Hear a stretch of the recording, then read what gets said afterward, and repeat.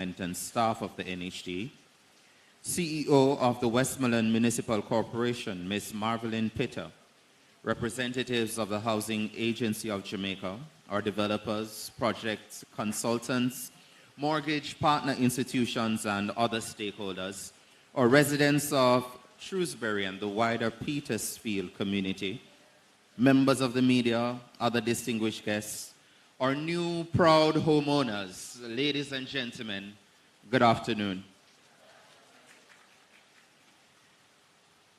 It's a little wet, just a little bit, not too much, and a little cold, but notwithstanding, I am truly delighted to welcome you to this, our handing over ceremony, to celebrate a significant milestone in the lives of another set of Jamaicans, courtesy of the National Housing Trust.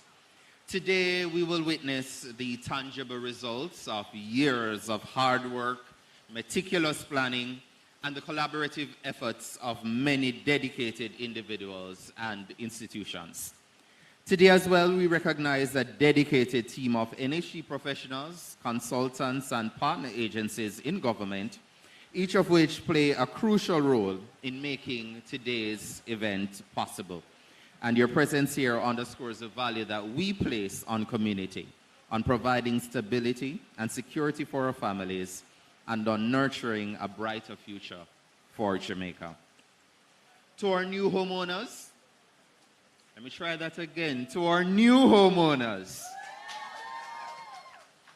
welcome home on behalf of the NHT, and welcome one and all to this, our handing over ceremony for phase 2 of the Shrewsbury housing development. My name is Dwayne Burbick, and it's my privilege and pleasure to guide you through the afternoon's proceedings, which will culminate in the handing over of keys to our new NHT beneficiaries. Having welcomed you all, our first duty of business is to bless today's activities, and most importantly, to bless the project and the new families that will put down their roots here at Shrewsbury. At this time, I invite Pastor Albert White of the Petersfield District of Seventh-day Adventist Churches to lead us in this blessing and invocation. Please, let's welcome Pastor White.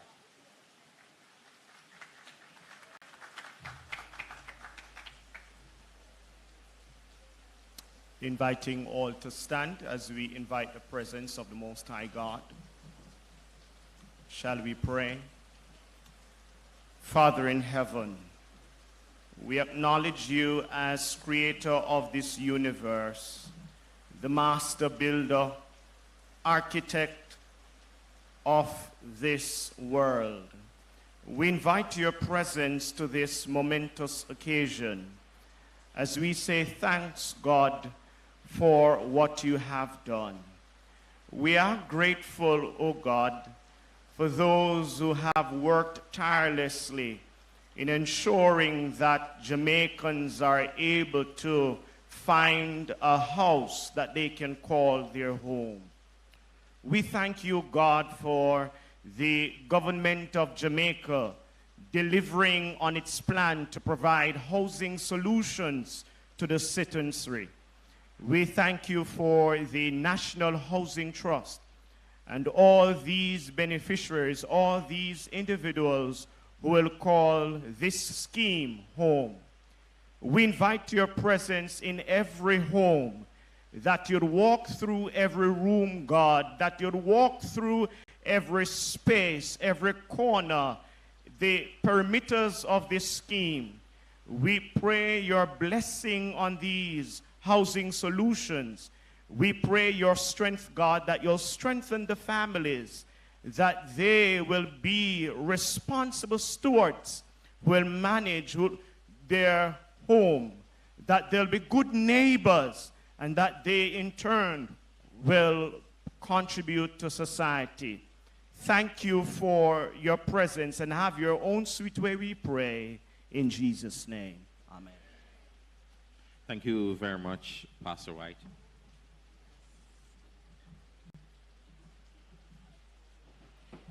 The NHT's chairman is Mr. Linval Freeman. Mr. Freeman, however, is unavoidably absent this afternoon, but bringing welcome and remarks on behalf of Mr. Freeman and the Board of Directors is Director Doran Dixon. Ladies and gentlemen, please let's welcome Mr. Dixon to the lectern to bring his remarks.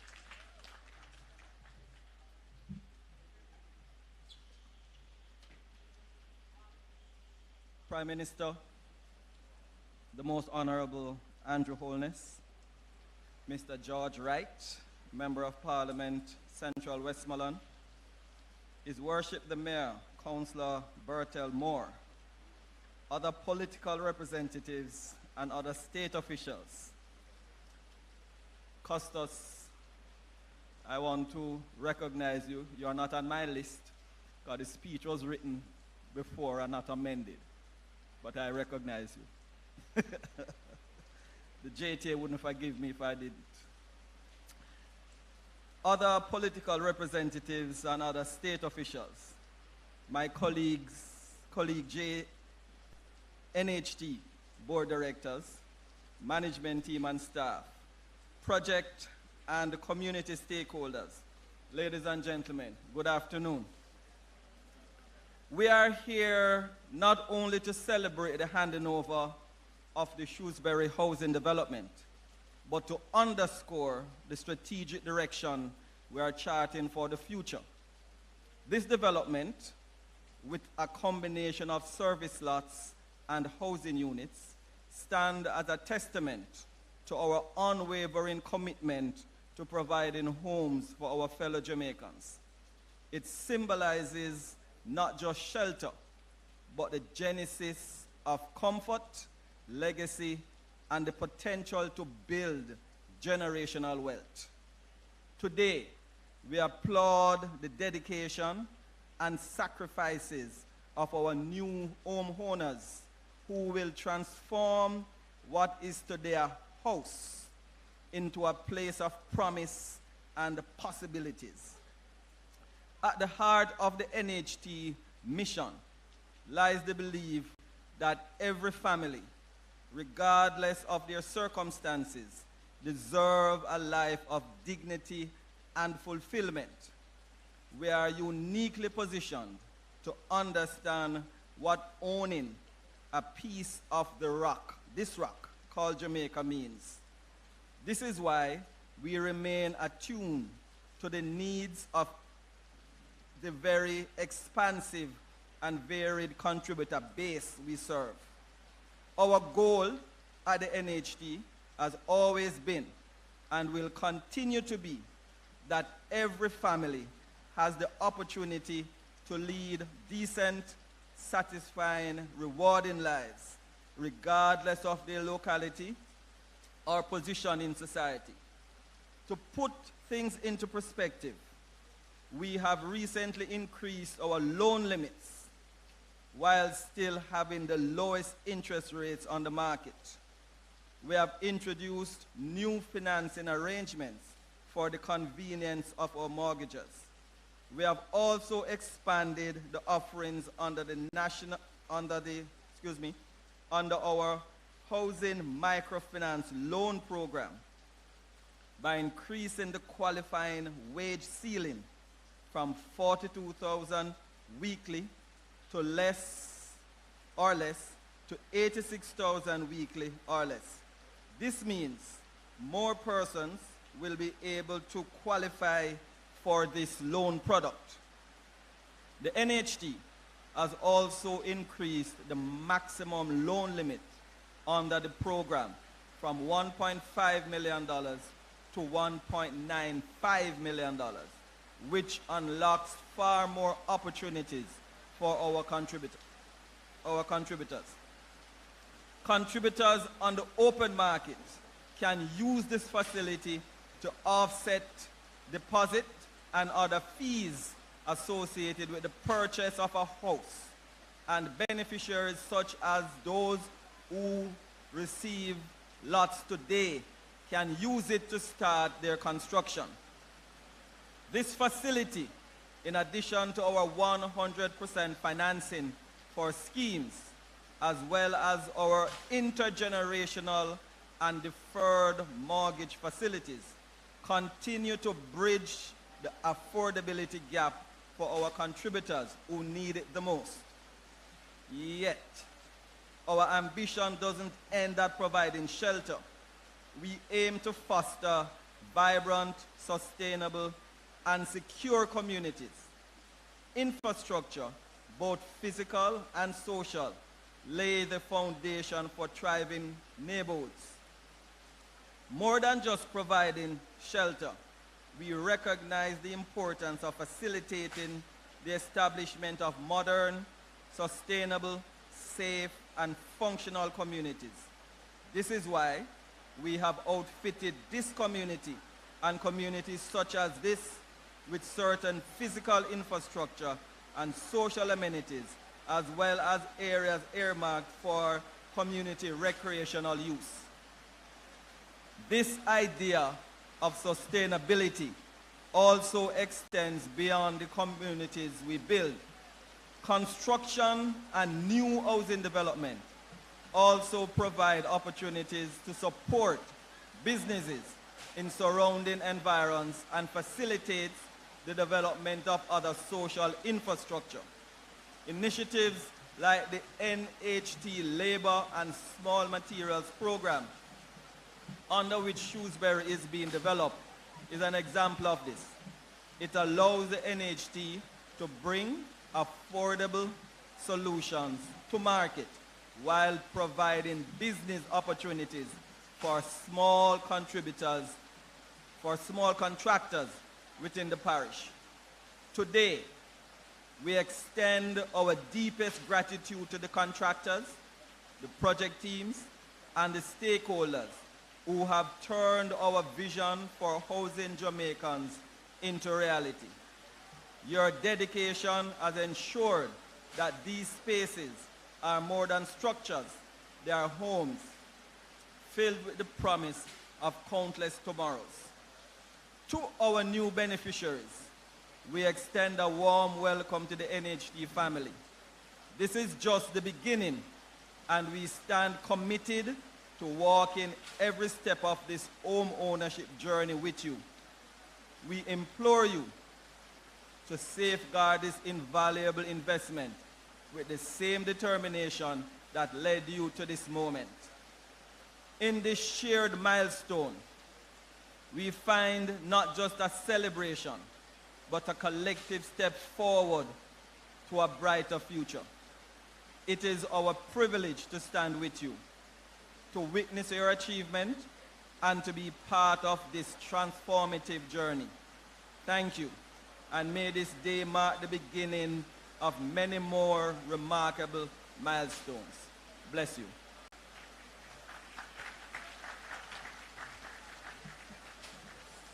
Thank you very much, Director Dixon. Indeed, today we celebrate not only the brick and mortar, but also the spirit of unity and the progress that has brought us to this occasion, and for our beneficiaries, what today truly symbolizes for them.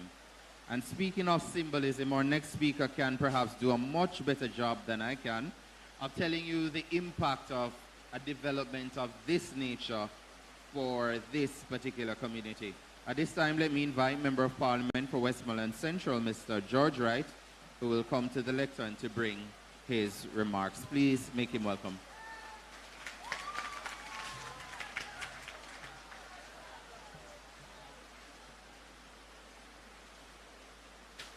Thank you very much, Sir Chairman. The Most Honourable and Jamaican Holness, Prime Minister of Jamaica, the Deputy Mayor of Savlamore, Mr. Miles,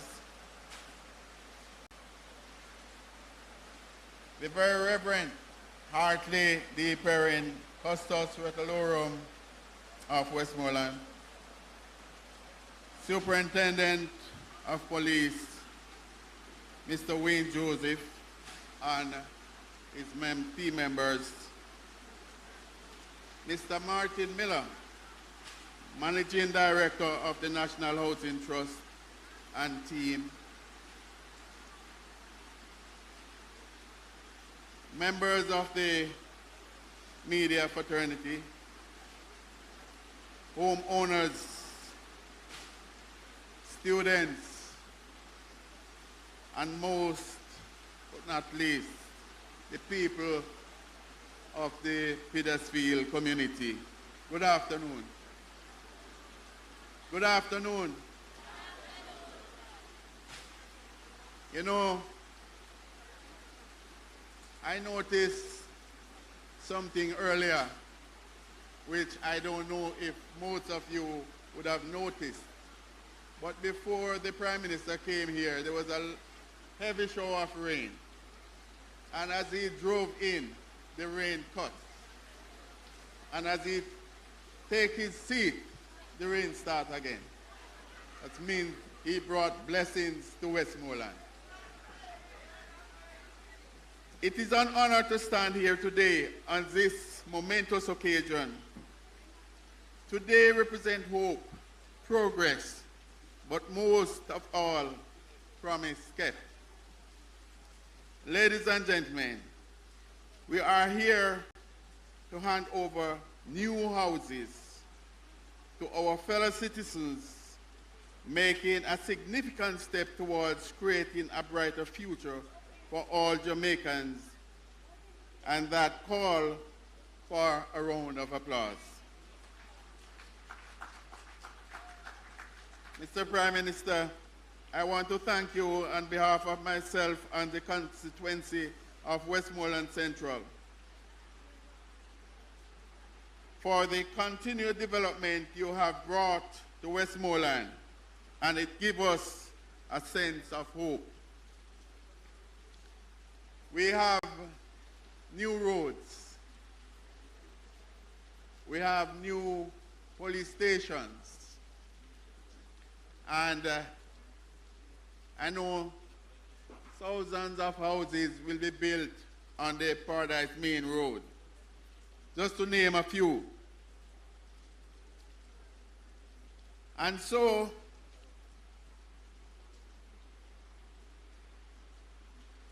much more infrastructure that we never had for decades. And sir, we are grateful. Today I join hands with Mr. Raphael Warnock that said, the pathway to housing should be fair and equitable for everyone. And access to affordable housing is the infrastructure people in our communities need to elevate families into the working class and middle class. It is a foundation that helps people support their families and contribute to the economy. These homes we stand before today are not just blocks and steel. They represent the fulfillment of promise made by this government to build Jamaica. And today, we can witness the reality of affordable housing.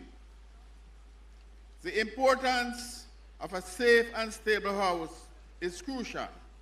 It is the foundation upon which individuals and families build their lives, chase their dreams, and strive. These homes are not just structures.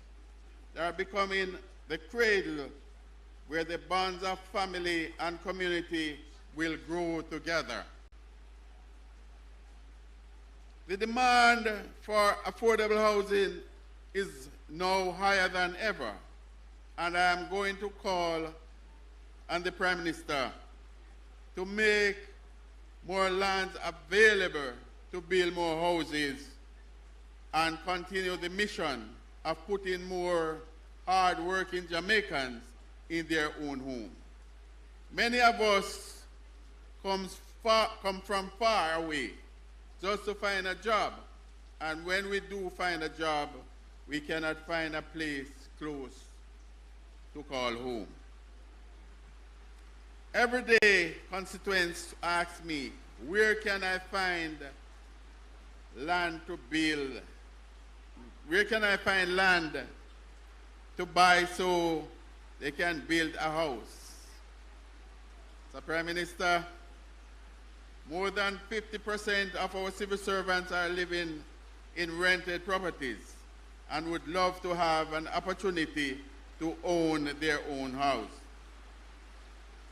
On this note, I will ask you, dear Mr. Prime Minister, to fast-track the regularization of the informal settlement in Westmoreland so citizens can get the infrastructure they need to be comfortable in their humble homes.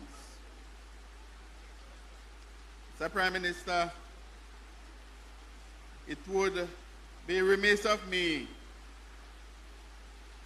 not to make mention of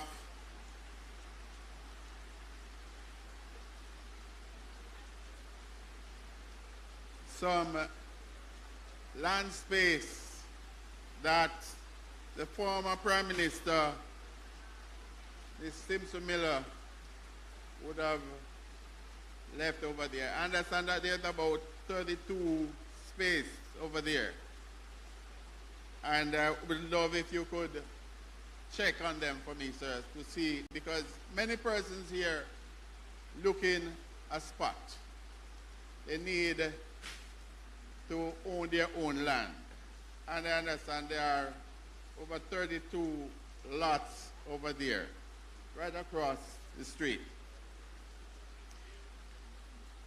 I would like to thank all those involved in the construction and planning, as well as the citizens who waited patiently for this day. As we hand over these keys to new homeowners, we offer them the promise of security, stability, and a brighter future where neighbors become friends and friends become family. Today, as we celebrate the handing over of these keys to new homeowners, let us remember that these houses are not just shelter, but symbol of what we can accomplish when we work hard, make sacrifice, but most of all, when we follow our ambitions. Let us build a future where every citizen, regardless of their circumstances, has a place to call home. I pray that these houses will be filled with love, happiness, and endless possibilities for the families who will reside in them. Thank you, and God bless you all.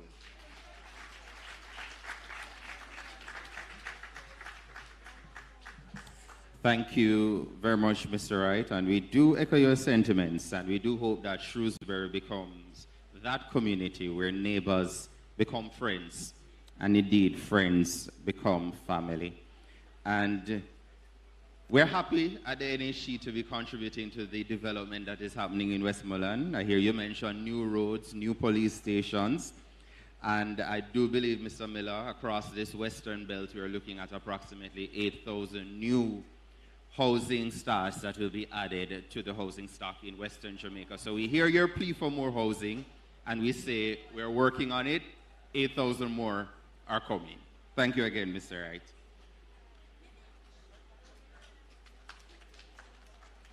Ad astra per aspera, to the stars through bolts and bars. That's the motto of the Petersfield High School. Now, I know they may not be used to performing under such brutal conditions as these, but with a motto like that, I know they're giving us nothing but the best this afternoon. They're coming to us with a musical number, a combination of a dance and song. Please make welcome the Petersfield High School.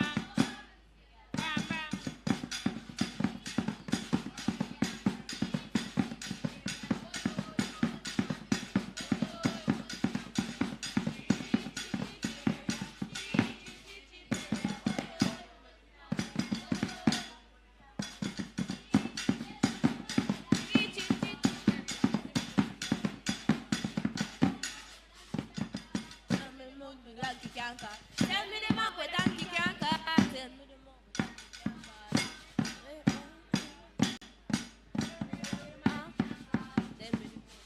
can't cut. Tell me the man where donkey can't cut. Tell me the man where donkey can't cut. January, February, March, April, May, June, July.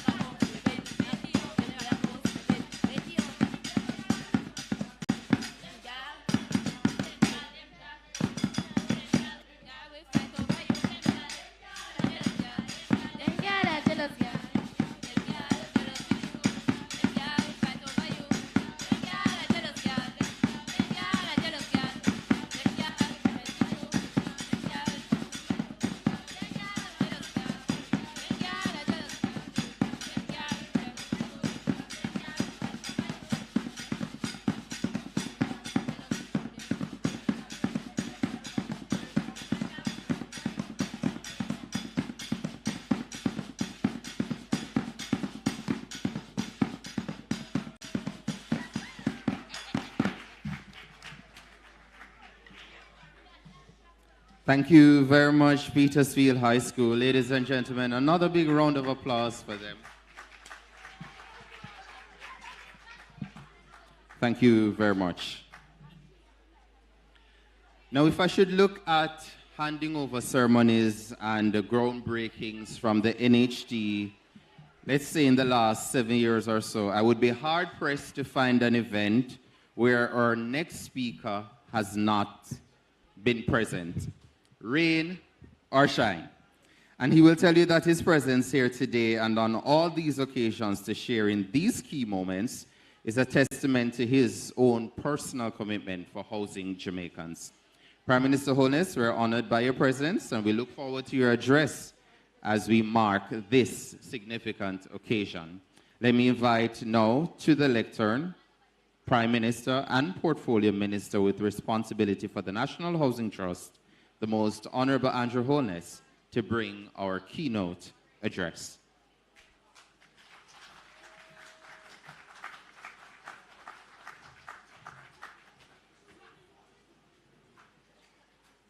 Join me in once again applauding the performers from Petersfield High School.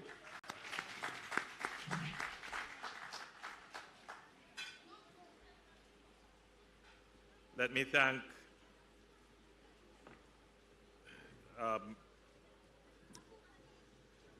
Pastor Albert White for his prayers.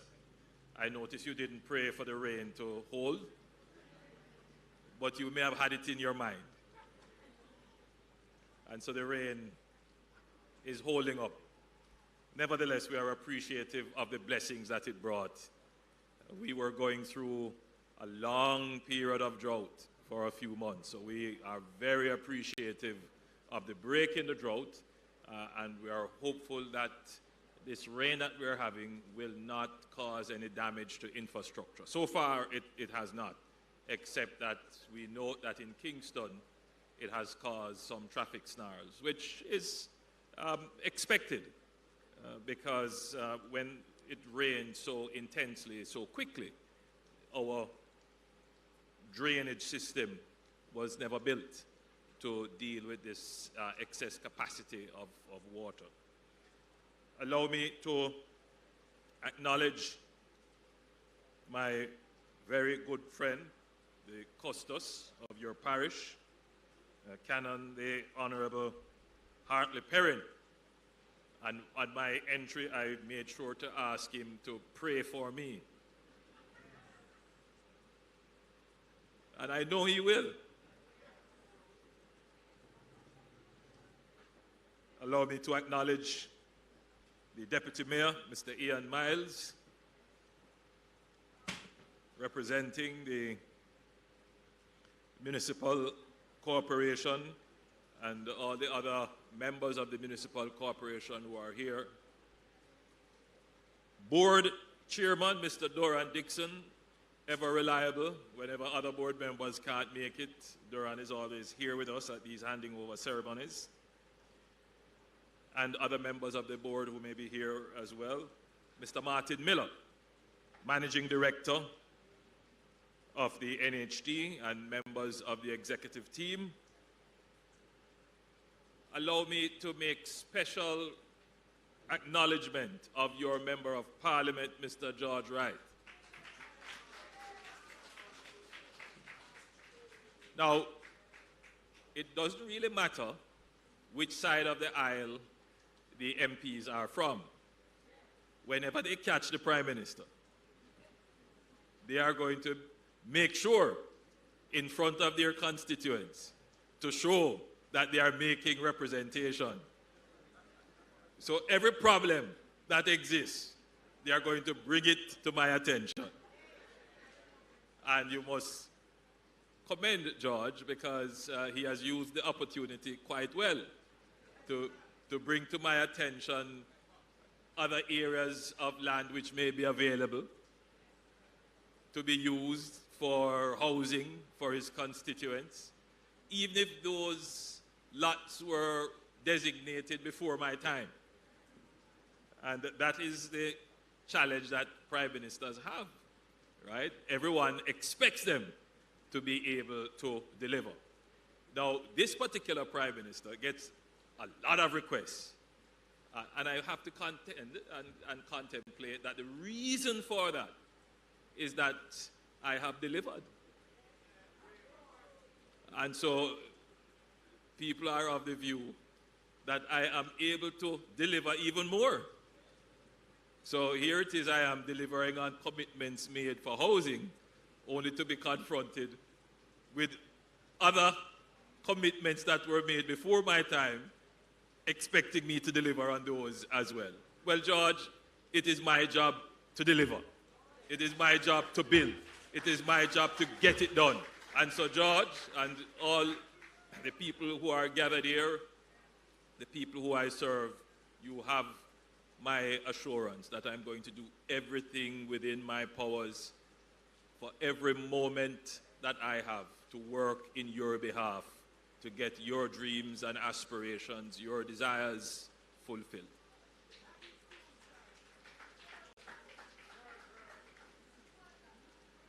So allow me to acknowledge the beneficiaries of the Shrewsbury Housing Development, Phase 2, and to say how happy I am that you are finally getting the opportunity to own your own home.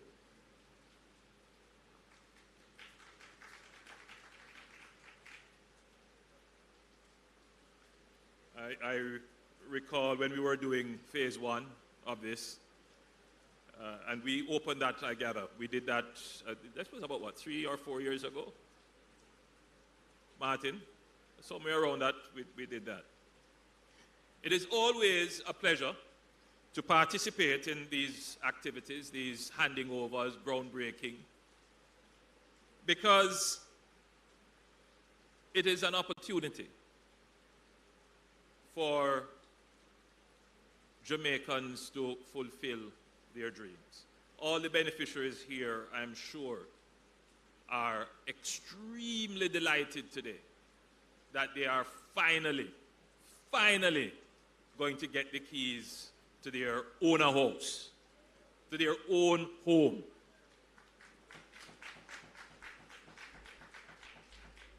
And I am particularly happy that I had a little something to do with it. A little something. The NHT development here comprises 58 residential lots, and the houses on those lots were constructed under the NHT's Labor and Small Materials Program, the LSM program. 23 units were already built in 2020, and now we have constructed 32 additional housing units, 14 one-bedrooms and 18 studio units. Additionally, it is noted that there are 3 lots which are not yet available and will be partially used for road construction to connect the next phase. However, they are large enough for service lots to be made available thereafter. Of the 32 housing solutions, 25 eligible contributors were selected, as 7 solutions have been reserved for public sector workers and persons with disabilities. Of the 32 contributors selected, the gender of the selectees is almost equal. We have 13 females and 12 males. In addition, the highest number of selectees, 52%, earn between minimum wage and $30,000 weekly.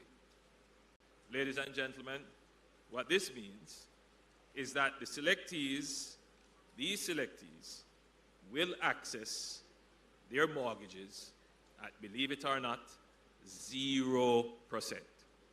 So 52% of the persons who are the selectees, the beneficiaries here, will get their mortgage at 0%. This is how the NHT is helping. Of note, 72% of the selectees are within the age group 41 to 60. Now, how do you describe that now? Is that the middle age? That what's that, young? Youngish. The youngish age group. Further, 36% of the selectees work in accounting, administration, in the clerical field, and 24% are in skilled services areas. 20% are working in housekeeping and the services sector as cooks and gardeners and bartenders, office attendants, stewards, etc. So there's quite a mix of beneficiaries representing all strata of the society. Now, since its inception, the NHT has contributed to over 3,000 housing solutions in Westmoreland through its various programs. And the NHT's current housing program includes 8 developments. These developments will bring to market a further 4,600 housing solutions in Westmoreland over the next few years. And you may be able to identify with a few of these projects. Savannah Park. This is going to be done under our guaranteed purchase program. We will be building 14 solutions there, and that we expect to be completed in 2024. Shrewsbury Phase 2, we'll be doing 27 units there, and that will be completed next year, 2024. Negril Spot, very large project. This is under our developers program. We will be doing 1,040 units there, and that will be completed in 2026. Sheffield Palms, this is under our guaranteed purchase program. 60 units will be built there. That will be completed in 2024. Paradise, this will be done under our guaranteed purchase program, and we will be building 2,453 units there, and that we expect to be completed in 2029, and I expect to be handing over those homes at that time. Fontabelle, this will be done under our developers program. 355 housing solutions in 2027. We expect that this will be done, and I will be handing that over as well. In Orleans, this will be a joint venture. 520 units in 2027. And Chantilly Gardens, under the Guaranteed Purchase Programs, 135 housing solutions, and this will be in October 2026, making up a total of 4,604 housing solutions. Now, I want you to reflect on what I've just said. I'm giving targets that are quite some time off, 2029, 2027. But that is how long it takes sometimes from the conception of the housing project to securing the approvals, securing the financing, and then moving into the construction phase. In fact, the preparatory phases, securing the land, developing the concept, getting the approvals, putting in place the infrastructure, is sometimes, well, most times, longer than the construction phase.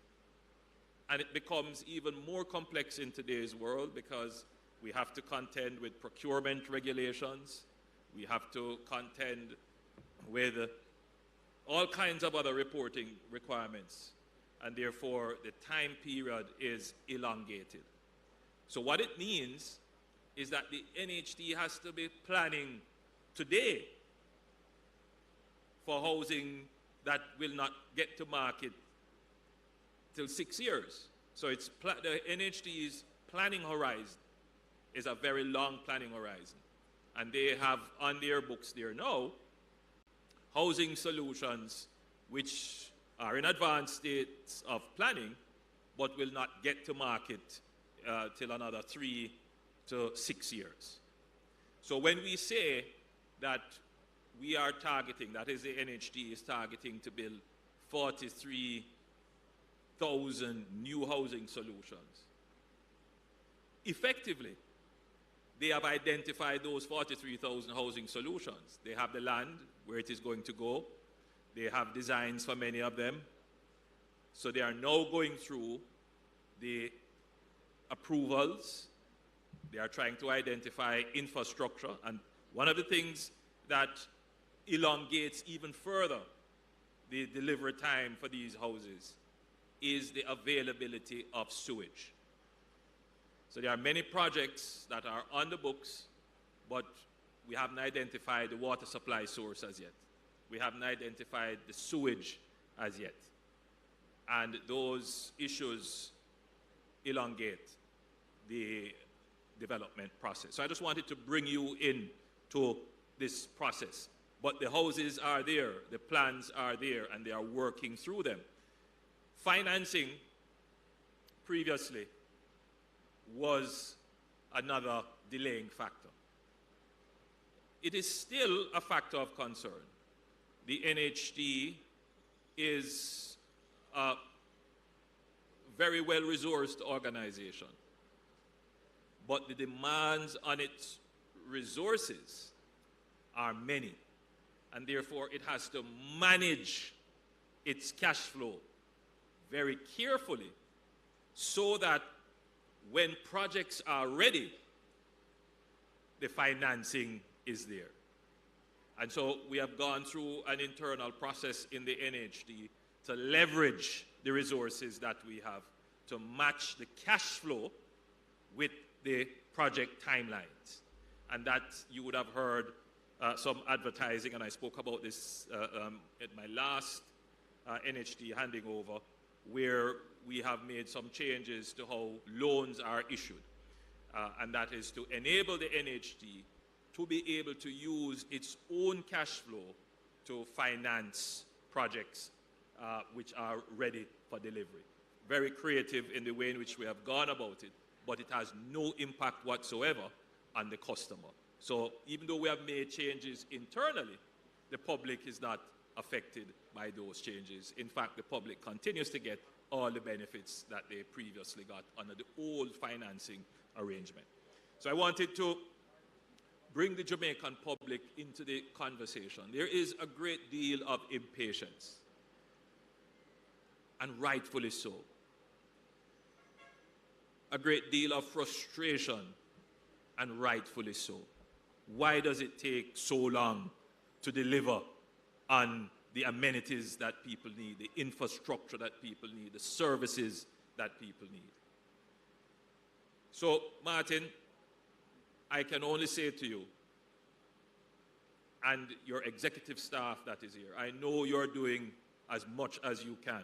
The executive staff, every time I speak, I know they are cringing because, because they know that I might be asking them to do something more on what we have already asked them to do. I'm not going to do that today. I know that the NHT staff is basically stretched now based upon what we have given them in terms of delivering that 43,000 housing solutions.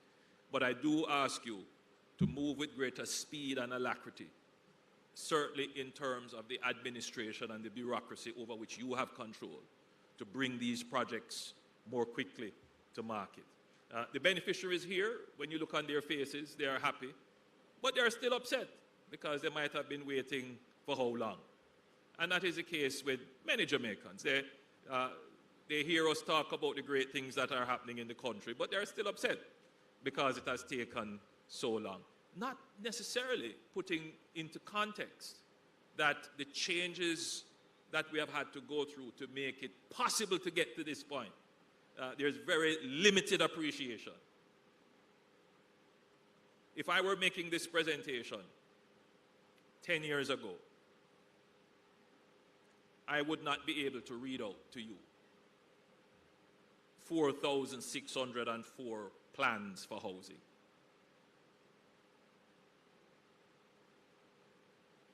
Because we wouldn't have the money to do it.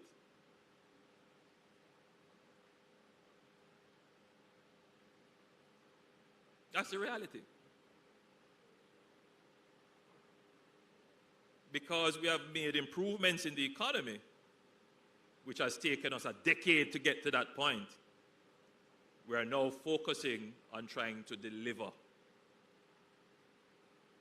services, amenities, and infrastructure to the people. So I'm not here asking for your patience. I'm asking for you to understand the context within which you live and exist. So, I wanted to also bring to your attention, aside from just building houses and making them available, that the NHT also has a civic and social mandate to develop capacity, human capabilities within the housing sector. And as I had mentioned before, the NHT has a special program called the Labor and Small Materials Program. It was established by the NHT as a way to maintain the affordability of the NHT housing developments while facilitating the employment for small contractors. The objectives of the program are to construct NHT housing, standard housing units at costs based on the NHT's established rates and the bulk procurement of construction materials. Now, all of you here who are involved in anything to do with housing, you would understand that construction rates are unwieldy, meaning that you could get a contractor to do the same scope of work for one price here, and just down the road you get another contractor and it is a different price. So there's a great deal of variability. And the NHT, in trying to do small developments like these, which may be too small for large contractors, would face these kinds of variability if it were to just arbitrarily put these out to tender, which it does. But what it tries to do is to develop a cohort of contractors that understands the NHT's rates, and therefore when these works are let, their participation is more in line so that you, the householder, get the benefit of reasonable prices. But the NHT goes one step further in procuring the materials. So again, if the procurement were left up to the individual contractor, again, the variability and the small size, meaning higher prices, would also affect the final price of the house. So the NHT in this program works with the contractors, establishes a pool, let them understand what the cost structures are, and procures in bulk the material. And all of that helps to control the cost of the unit, which you, the beneficiaries, get the ultimate benefit. But the program also helps to generate economic activity in the locale, in the area where the development is taking place. So the small contractors here benefit. But the real benefit in my mind is that the contractors get onto a program where they are properly monitored and supervised, and therefore they get to build to standards. Because one of the challenges we're facing, the NHT and everyone else who is in construction, is the quality of the contracting work. It's very rare these days that you can find someone who can say with confidence that they are a master craftsman, a master mason, a master carpenter. Very rare. And not all of them are exposed to the new techniques and technology in construction. Things that can make the work move more quickly, integrate better practices in their construction methodologies. And so the NHT, in pulling together these contractors, it's better able to see to the elevation of the standard of these contractors. So I wanted to also bring to your attention that the NHT is not just building the house. The NHT is also trying to develop a core of contractors that can work on small housing developments like these, to build them to quality, build them to time and efficiency, and get them to you at a price that is affordable. So I want to commend the NHT for this initiative and encourage you to expand it even further. And I indeed recommend it to other entities of government who have to depend on contractors to do construction work for them. To be eligible for this program, the persons who are eventually selected must be registered with the Procurement Commission, formerly the NCC, the National Contracts Commission, as grade 3 or 4 contractors, building contractors. If they are a company, and usually we would want to deal with a company, the company must be in good standing and must possess a valid tax compliance certificate. So, currently, under this program, the NHT is constructing approximately 2,000 houses. So you can see it is a significant program right across the island. The public, I fear, Martin, is not quite aware of all the great things that the NHT is doing, and this is one of the good programs which need to be highlighted.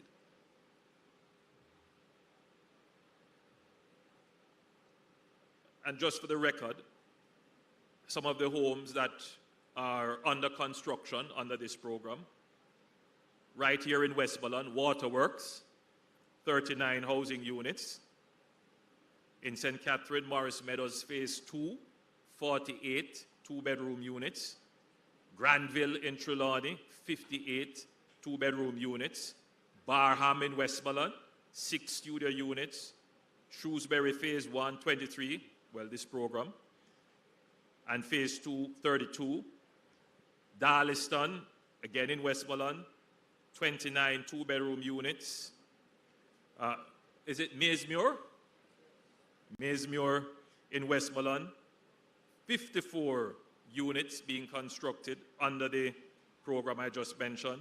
Nashville in St. Mary, 40 units. In St. Catherine, a place called Marysfield, 18 two-bedroom units. Cashew Grove in St. James, 27 two-bedroom units. In Monymusk in Clarendon, 45 one-bedroom units. Sevens Hummingbird in Clarendon again, 48 one-bedroom units. Windsor in Trelawney, 35 one-bedroom units. Colbeck Castle, phase 1 and 2 in St. Catherine, 105 units. Colbeck Castle phase 3, 100 units. Colbeck Castle phase 4 in St. Catherine, 100 units. And phase 5, 100 units. Shrewsbury 2 in Westmoreland, 27 units. Holland in St. Elizabeth, 100 units. And Kensington, St. Elizabeth, 40 units. So you can see that this program, where we are taking small contractors, missioning them, tasking them, providing them with access to materials, it is right across the island, and it is giving economic opportunity to these contractors, but at the same time, delivering housing for beneficiaries like yourselves. Now, as I've said repeatedly, your government wants to see all our citizens living in safe, clean, affordable housing. So providing adequate housing for our citizens is a priority for this administration, which is why I make the time to come to almost all of these handing over ceremonies. I'm certain, Martin, that by now I would be close to 100 such ceremonies, because I truly believe that housing is the foundation asset for every family. I truly believe that, and I put great effort into ensuring that the NHT and the other entities of government that are responsible for housing is actually delivering on the mandate.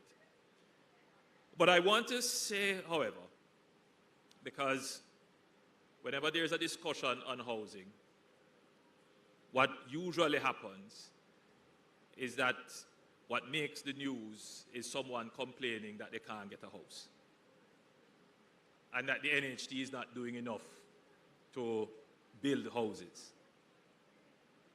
The NHT and the HAJ will not be able to build all the houses required in Jamaica. Our estimate is that we have a shortfall between the demand for housing solutions and what can be delivered, about 150,000 housing solutions. My recollection, and Martin helped me to give the right figure, I don't believe that in the 42 years of existence of the NHT has built 150,000 houses. No. So again, let's put the housing situation into context. If we are to rapidly build houses, and not just any kind of house, we have to build a house that you can afford. So if we are to rapidly build the houses that you can afford, we need to have the private sector building houses as well. And it needs to be done at such a pace and affordability that it is not worth your while to go and illegally settle somewhere. It is better, that's what we're trying to do. We're trying to have government-sponsored housing through NHT and HAJ, and private housing being built at a pace, affordability and availability, so that you don't have to squat, so that you don't have to go and capture land, that there is a housing market where all of you can participate in, that there is a house there at a price point that you can afford. And that is what we're trying to do. Now, the private housing market is doing very well. The challenge, however, is that, and this is usual with markets, private investors are going to place their money where they get the most profit.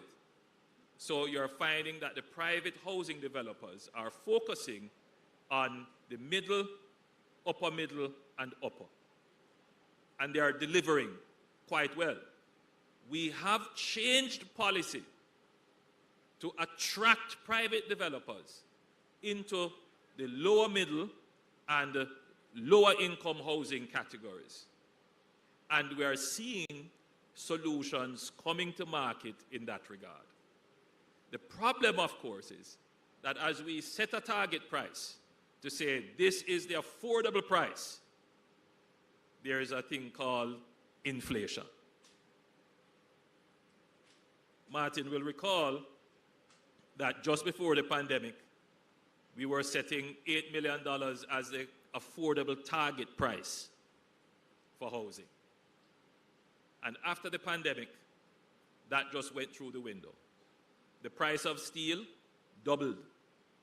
The price of lumber almost doubled. The price of ply almost doubled. So that threw construction costs out the window. So that leads me now to speak about the significance of government policy. Now, I've had your attention on housing for 15 minutes. So you're going to be very good students, or rather congregants,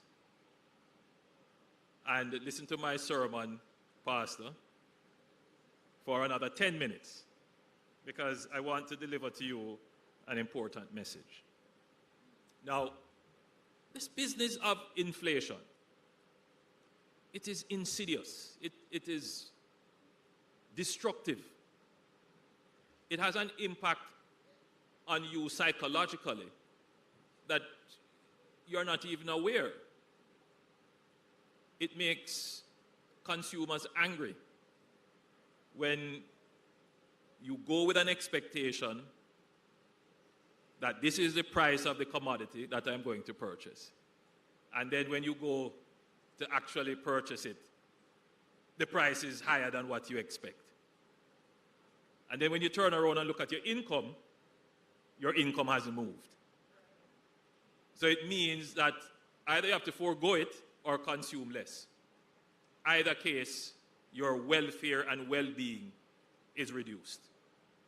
And that's the danger of inflation. If, as consumers, you are faced with this reducing basket and a reduction in your welfare, you're going to get angry. You're going to get frustrated. And who do you take that out on? You take that out on government. I was in Canada recently, and I must tell you, and I had the opportunity to converse with several other prime ministers, including Prime Minister Trudeau. And every one of them is facing the same challenge because of this business of the global inflation affecting cost of living in their country. If you follow the news in the United Kingdom, that is the main complaint. If you follow the news in Canada, when you talk to the people who are sending you remittances and your relatives and family members who are there, they will tell you the cost of living complaints. In the United States, it's the same thing. It is the reality of our situation. But if you were to compare how Jamaica has fared with other countries, you will see that your government, that you may be a little bit upset with, maybe a little bit frustrated, but your government has performed creditably.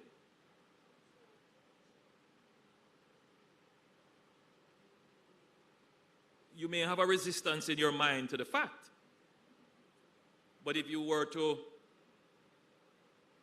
remove biases and colored perspectives, you would have to come to that conclusion. When have you ever heard of a government of Jamaica going through a crisis like what we went through between 2020 and 2022, and immediately coming out of that crisis, our unemployment rate is the lowest it has ever been? When? Whenever have we been in a crisis? Whether it is a hurricane or oil price crisis, whatever it is. And your government was able to find $40 billion. The entire package of care that we gave out through that time is $100 billion. People who lost income because they had to stay home during the pandemic, they got a check to supplement their income. Almost 400,000 Jamaicans got a grant. All they had to do is sign up for it. When electricity prices went up, we gave a small subsidy. We increased the PATH program continuously. When has that ever happened? The inflation went up to almost 12%. But because of the government's steady management of the economy, it is now at 5.8%. When has that ever happened? When there was a global financial crisis of 2009, it took us 10 years to recover the loss in economic output. We have recovered in 2 years.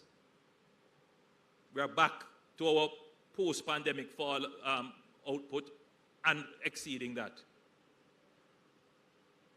The national debt in the pandemic went up to 110%. You know what it is now? It is 78%, and at the end of this financial year, it will be 74% debt to GDP ratio. It has never happened. So I do listen very carefully to the expressions of frustration, and I understand it, because inflation has that impact on the psyche and outlook of the electorate. But I urge you, be rational. Always seek context. Don't be led by what you see in front of you. Look behind it. Look at the broader picture, because you hold in your hands a very important power, and that is to determine your future.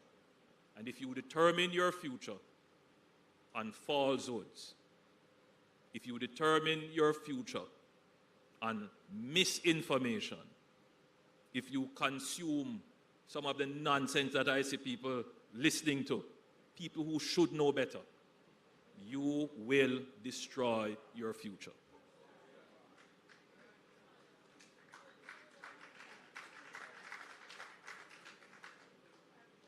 In today's world, every government is wrestling with the explosion of misinformation and the impact on their society.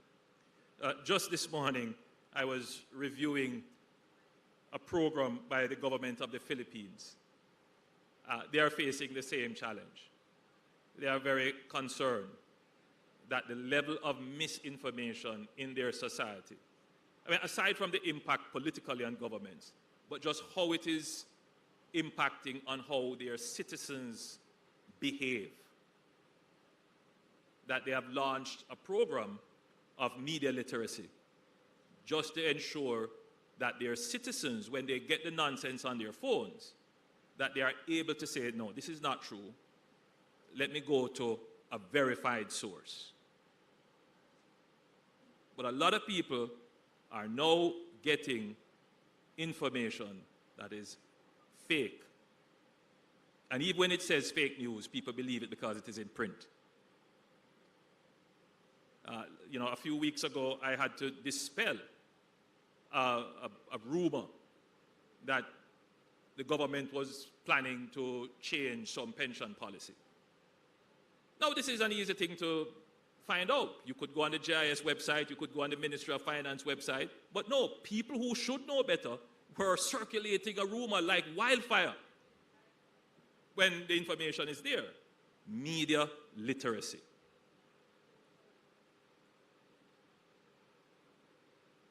Now, can you imagine that this false information that people got about their pensions, a lot of people were making decisions to say, you know what, I am going to retire early so that this don't catch me. Can you imagine if we didn't catch that rumor and try to stop it, the human resource loss that the government would face because of a falsehood?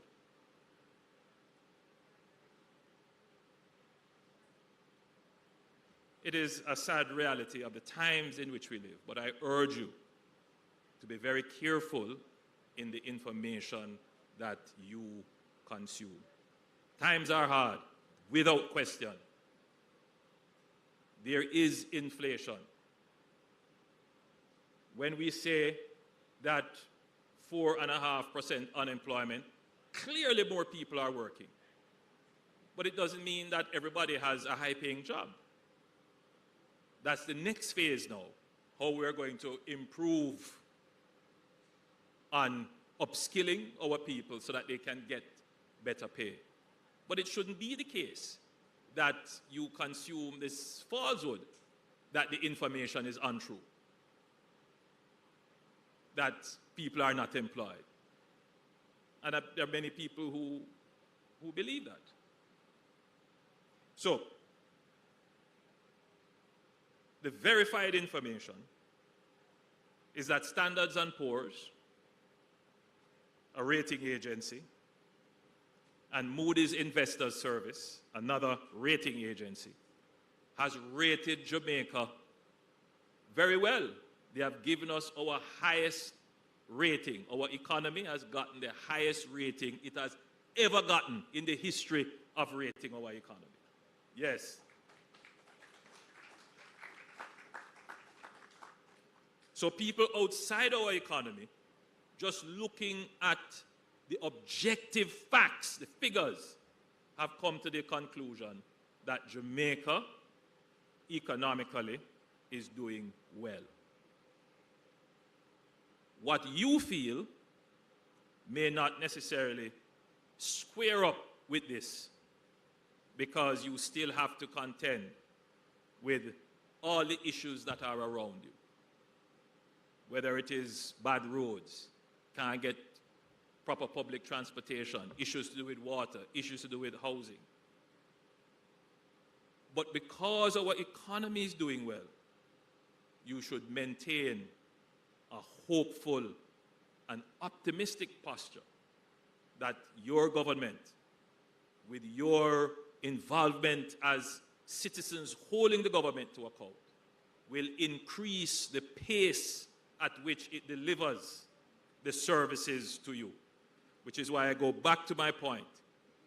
We have the resources now, we have the plans, we want the NHT to increase the pace of delivery, to work faster and be more productive, so that you, the citizens, can have the benefit of that, to see the change in your well-being and your welfare, right? So your well-being and welfare now is not so much about the economy. It is how fast the government can convert the dividends of good economic performance into benefits for you. How fast can we procure the new buses? How fast can we fix your roads? How fast can we build the houses that you want? How fast can we repair the hospital? Good case in point, the repair of the Cornwall Regional Hospital. That is where we are now. That's where your society is. Give God thanks.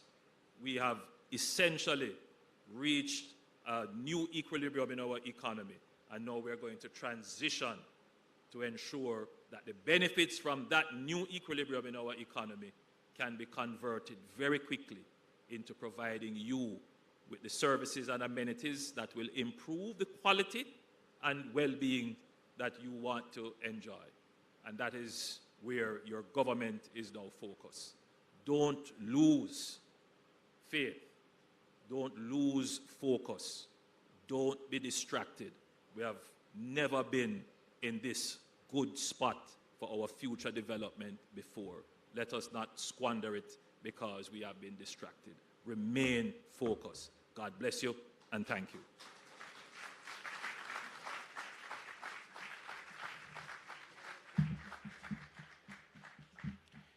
Thank you very much, Prime Minister Holness, for that enlightening and at times sobering presentation. Roughly 20 minutes, 10 and 10, roughly 20 minutes long presentation. And taking us through those supply chain and logistic issues of the housing market and the various sub-markets of the housing sector. And of course, thank you as well for keeping us at 43,000 housing starts. And we take your note of speed and alacrity as we move forward with our housing program. So we've moved from build more house to speed. Build more house with speed and alacrity. Build them quickly, for short. We thank you for that charge. And at this time, we're now at our handing over ceremony. The handing over of keys to our new homeowners. And today represents your perseverance and dedication, which is now a reality. And as you receive these keys, may they serve as a reminder of the incredible achievement that you've unlocked for yourselves and also for your families. And I encourage you to cherish this moment and let it be a source of inspiration for this homeownership journey ahead. Let me invite back to the stage at this time, Prime Minister Holness to lead the handing over of keys to our beneficiaries.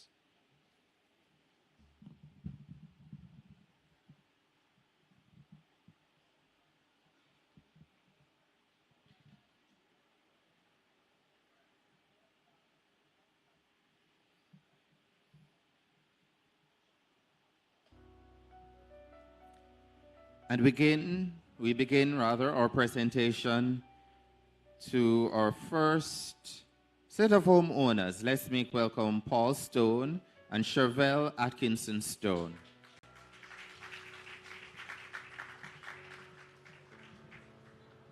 Who do I give the key to?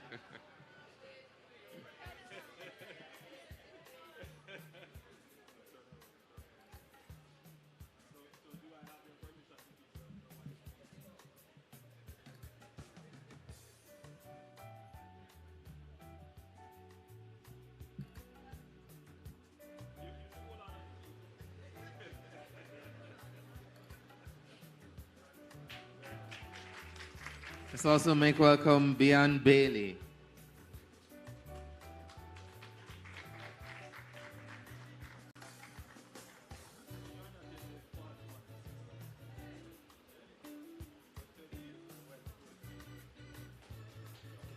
Omaria Brown and Omar Brown.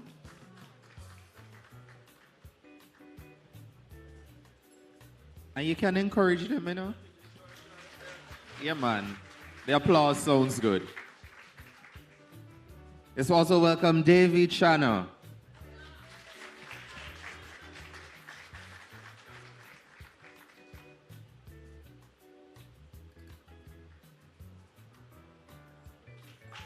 Let's also welcome Joseph Francis.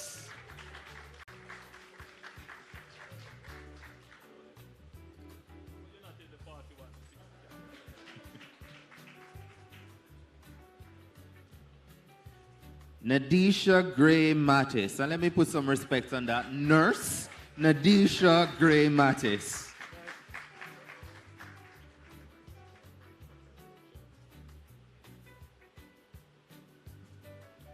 Juliet Gray.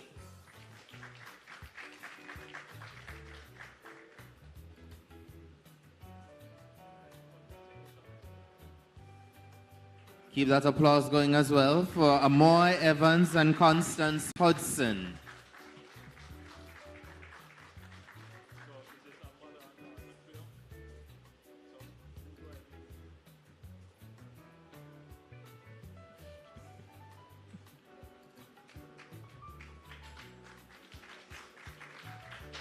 Nadia Letman.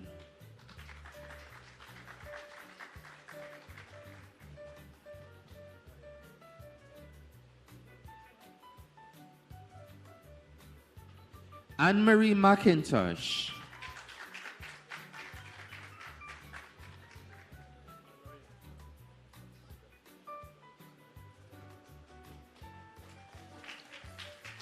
And let me double down on my French pronunciation for this next one. Jean-Pierre Mackenzie.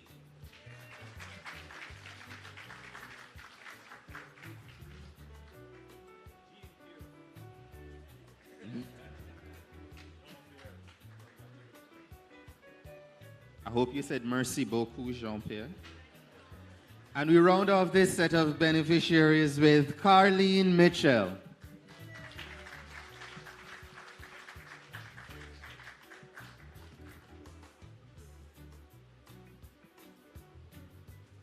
Thank you very much, Prime Minister. And just to remind you, ladies and gentlemen, 32 units in total, but just 23 are being handed over in this ceremony. And let me now welcome to the stage Member of Parliament for Westmoreland Central, Mr. George Wright, who will hand over the next set of our keys to our new homeowners here at Shrewsbury. And we begin this set of handovers with Leroy Mullings.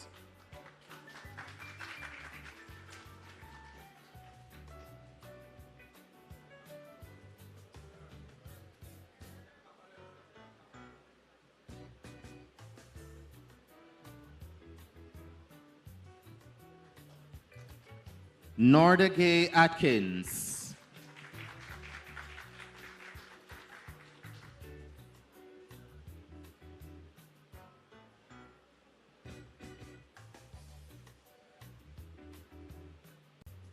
Let's also welcome Diane Senior.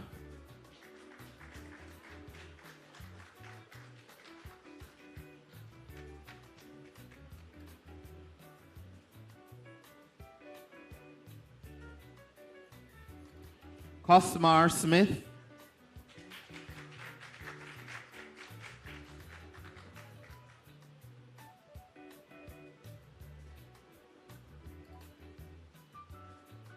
And we round out this set of beneficiaries with Donna Williams.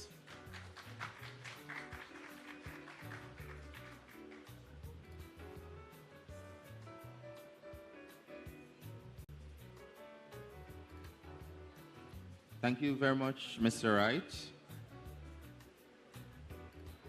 And let me now welcome NHT Board Director, Mr. Doran Dixon, to assist with the handover of the next set of our keys to our new homeowners.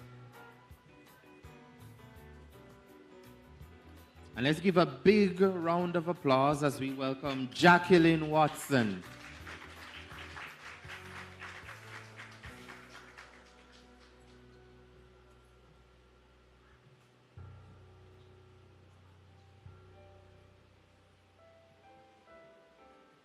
Ainsworth Gardner and Granville Williams.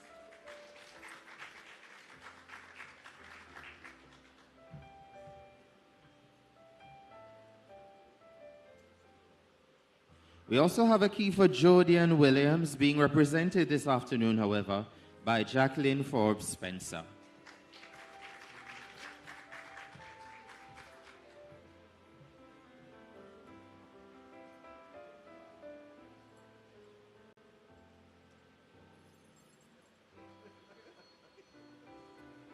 Let's welcome Simone Brown and Michael Williams.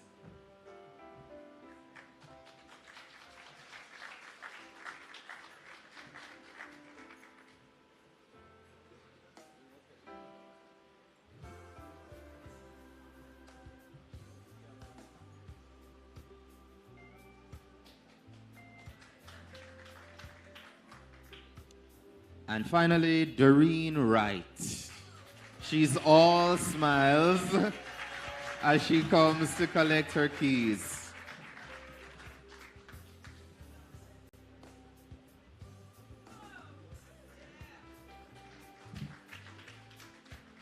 And I think you brought the sunshine with your smile, Miss Wright. Thank you very much, Mr. Dixon. And another big round of applause, ladies and gentlemen, for all our beneficiaries this afternoon. And just a few more things to go. We're going to capitalize on that sunshine real quick, Prime Minister. We wanted to do a ribbon cutting and get a tour of our model unit. But just before we do that, let's now invite to bring a vote of thanks on behalf of the new homeowners here at Shrewsbury Phase 2. A big round of applause as we welcome Ms. Juliet Gray to the lectern to speak on behalf of her new neighbors, who will indeed become not just friends, but family.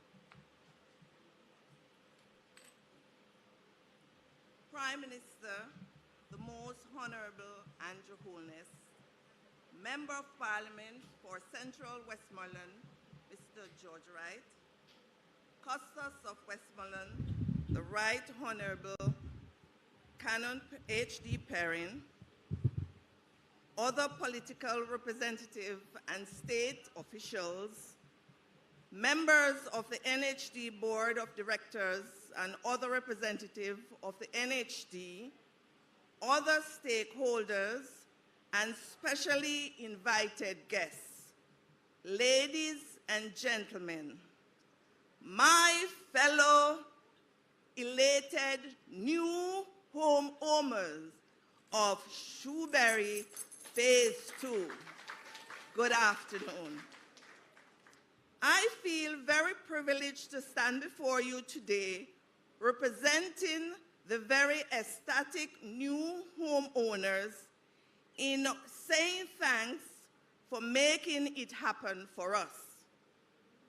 Ladies and gentlemen, we are filled with great excitement and swelling with gratitude and pride to know that after all these years of contributing to the NHT, we now hold the keys to our house and our soon-to-be homes. It definitely makes life more meaningful to know that we can live now and leave a legacy for our families. This is really what you call security. I borrow the words of James Allen, who reminds us that no duty is more urgent than that of returning thanks. I therefore hasten to extend heartfelt thanks on behalf of all the recipients of this incredible opportunity we have been given, the gift of a new home through the National Housing Trust project. This is truly a momentous occasion for all of us, and it is an honor to express our sincere appreciation. Each homeowner's story has a different narration, but we all feel the same emotion right now, that is gratitude. We therefore would like to express our deepest gratitude, firstly to Mr. Prime Minister, and by extension, Team NHT, for your tireless efforts, dedication, and unwavering commitment to national development. You have made this dream a reality for us. Your vision and passion for creating affordable housing solutions have positively impacted our lives. While we thank the team for making it happen, we also want to highlight the team of the NHT Westmoreland branch office. Thank you. Thank you for your patience with us, the hand-holding and the guidance that you have given throughout the process. Of course, we also want to commend the team for their excellent professional service. Our gratitude also extends to the government of Jamaica and various key stakeholders that support this initiative and help to make yesterday's dream our reality today. We deeply appreciate your commitment to improving the lives of Jamaicans. To the architects, engineers, and contractors involved in the construction of our homes, we extend our sincere thanks. Your expertise, skills, and attention to details have created dwellings that will be safe and comfortable for us. The quality of workmanship is evident in every corner of our new homes, and we are truly grateful for your dedication to excellence. Mr. Chairperson Berbick, you kept the air live and celebratory. Thank you for easing our anxiety. The various speakers, thanks for your insight and inspiration presentations. The entertainers, the students of Petersfield High School, thank you for your electrifying cultural presentation. Thank you for keeping the Jamaican culture alive in our neck of the woods. Thanks to the stakeholders, the media and other special invited guests who traveled from near and far to witness this momentous occasion. We say thanks to the security detail for helping to make us feel safe and comfortable. We also express our appreciation for the event planner and various teams that make today possible. Thank you all for your active involvement and your willingness to go the extra mile. No matter who you are, your contribution is invaluable. To our families and loved ones who have stood by us, celebrating, supporting us during the period. From the day our names were published or we got the call that we have been selected, your support, encouragement, and understanding have given us the strength to make it today. We dedicate our homes to you as a symbol of our gratitude. I save the biggest thanks for last.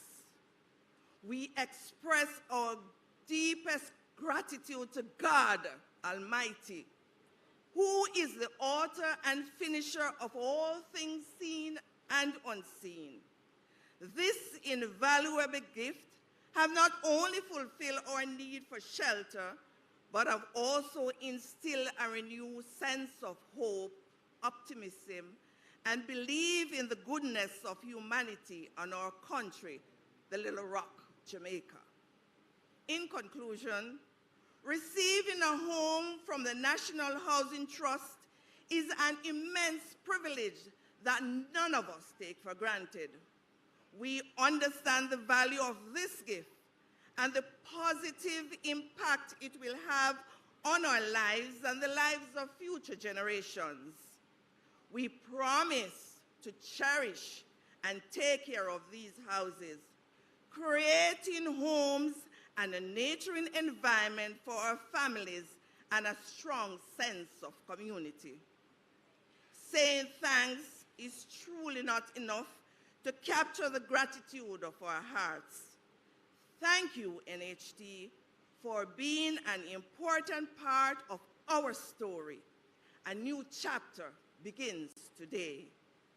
William Shakespeare penned it. I will paraphrase that as saying, we can no other answer make but thanks, and thanks, ever thanks. God bless you. Thank you, Miss Gray. That was rather eloquent, and I must say your choices in adjectives this afternoon were quite beautiful. Thank you very much, and well said on behalf of the new homeowners here at Shrewsbury. Some quick notes before we lose our son. Hope we don't. Motor vehicle licensed 1632JB, a gray Toyota Fortuner. You're blocking someone who needs to leave. So that's a gray Toyota Fortuner, license 1632JB. So quick things we're going to do. We're going to have a ribbon cutting ceremony and a tour of the model unit. So I'll invite PM Holness, Mr. Wright, Mr. Dixon, Mr. Miller, and they will be joined by our beneficiary, Mr. Jean-Pierre Mackenzie, who will do the ribbon cutting at the model unit to my right and a tour of the unit. We will forego the tree planting, but we will still provide all our new homeowners here with a tree that they will plant themselves on their property. As we invite our beneficiaries to the stage for a quick photo op with our Prime Minister and other officials, let me wrap up by saying a big thank you to all who made today possible. So beneficiaries, you can come with your keys, come with your packages.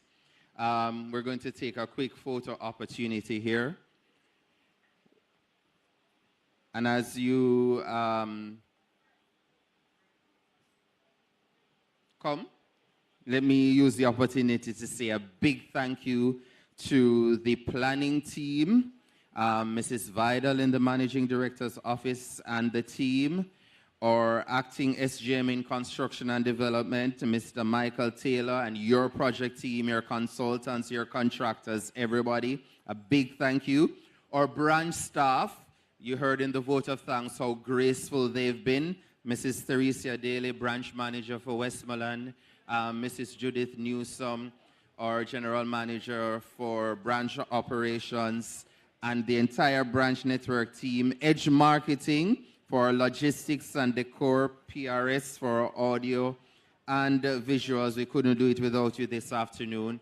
For all the individuals who contributed in any way, shape, or form to this ceremony, we say a big thank you. And I'll round out by saying have a great afternoon, ladies and gentlemen. Get home safely. And a big thank you to our marketing and sales team for your work on our model unit and ensuring the unit looks very great. And I know you couldn't do all that without the kind support of our partner, Quartz Jamaica. So big thank you to you, Quartz, as well, for furnishing the model unit. And homeowners, as you go through, if you see anything you like, you know where you can get it, all right? You can get it at Quartz. So I think we have all our beneficiaries now.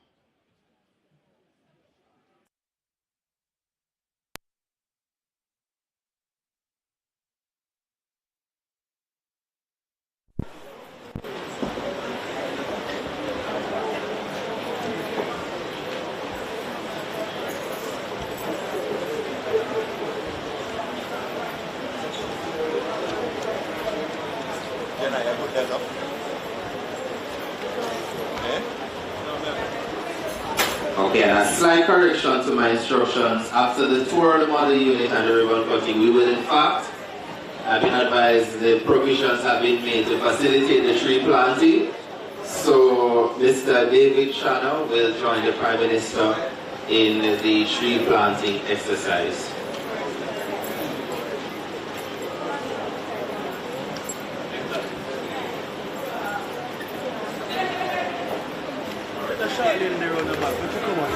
Shortly around that. Share in the colorful thing that we check. And if you come share in the colorful like this, share in the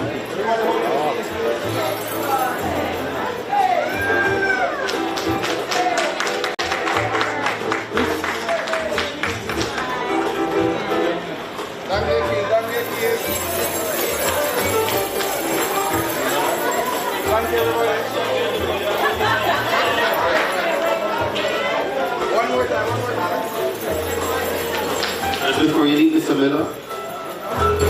Thank you, everyone.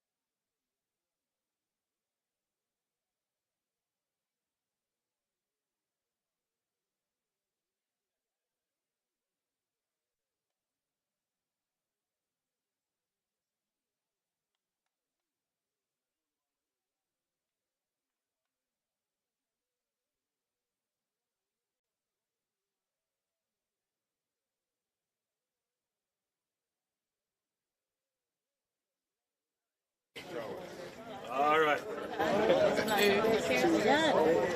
Sorry.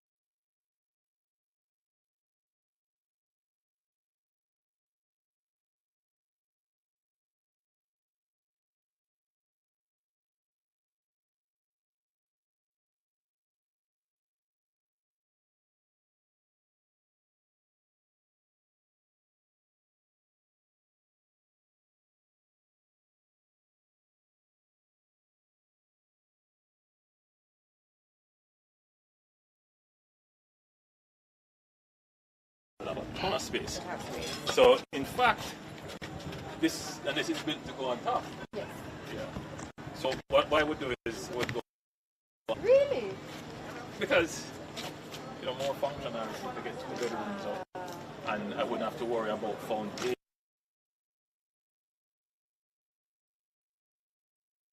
work because of the slope of the land.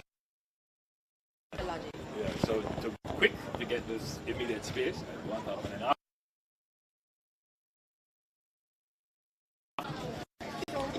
One bedroom. Let's check out what it looks like.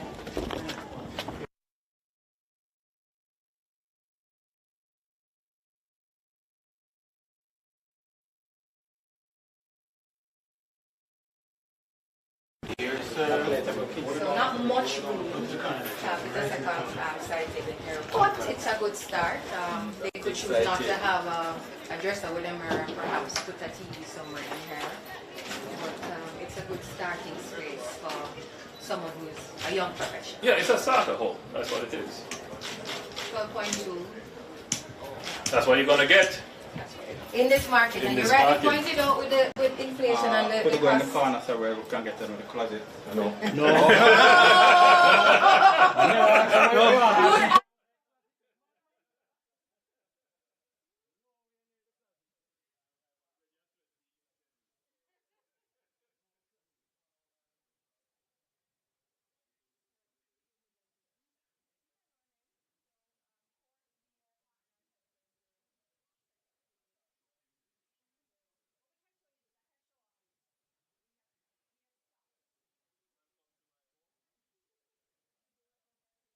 It's for you.